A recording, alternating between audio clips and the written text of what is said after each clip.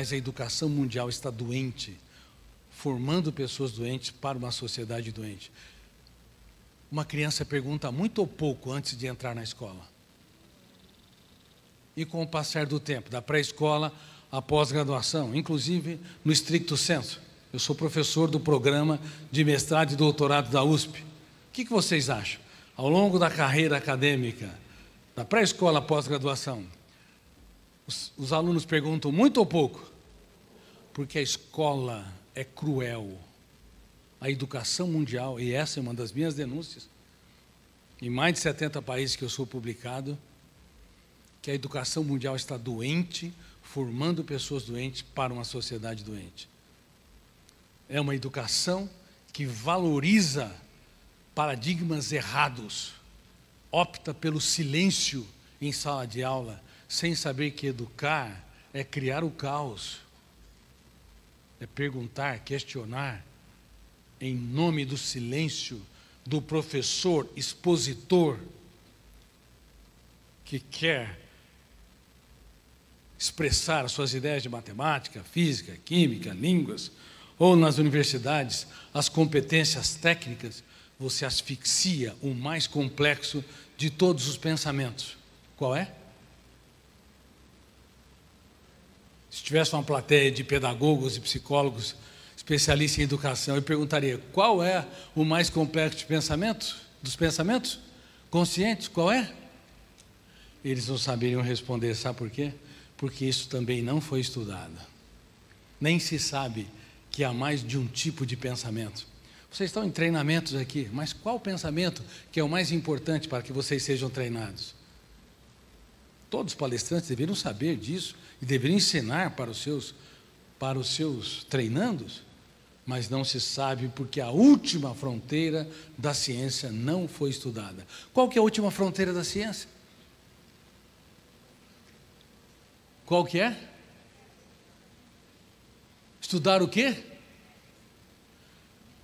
Estudar o pensamento. Agora já encontro algumas pessoas já falando sobre isso. O pensamento. O pensamento é a última fronteira da ciência. Por quê? Nós somos uma espécie Homo sapiens. Uma espécie pensante, sapiens, que pensa.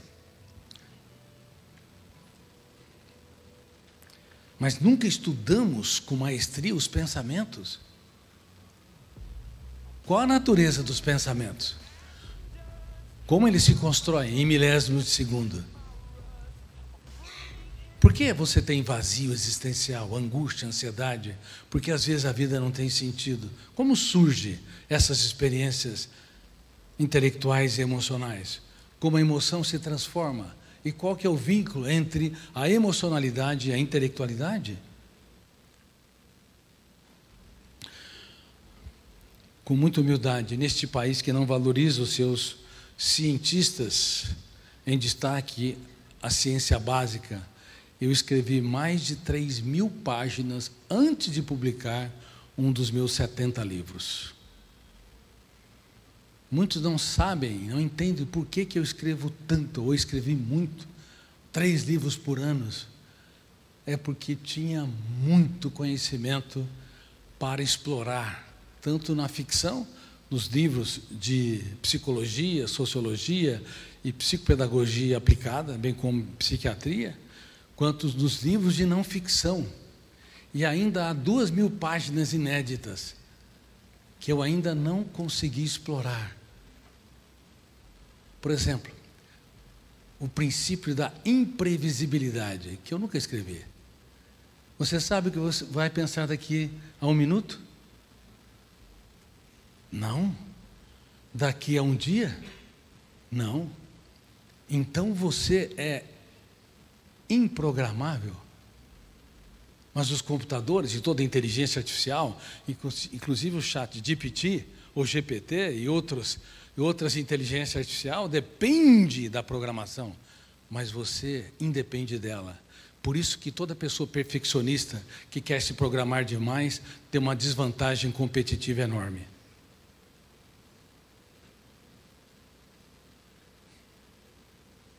Claro que quem são mais criativos são aqueles que experimentam mais o caos. Aí tem que vir alguém com certo nível de perfeccionismo para organizar a bagunça que eles produziram. As novas ideias, as inovações. Por isso que, frequentemente, quem transforma em produtos, as ideias não são os criadores, são aqueles mais organizados. Mas ser organizado demais é um problema.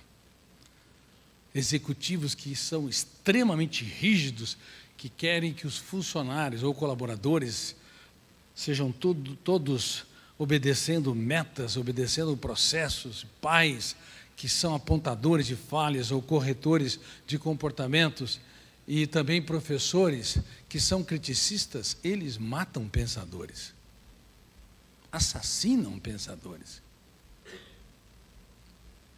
E é por isso que nas teses de mestrado e doutorado, quando existe, e frequentemente existe, professor, doutor orientando, o mestrando e o doutorando, eles também asfixiam a construção de novas ideias.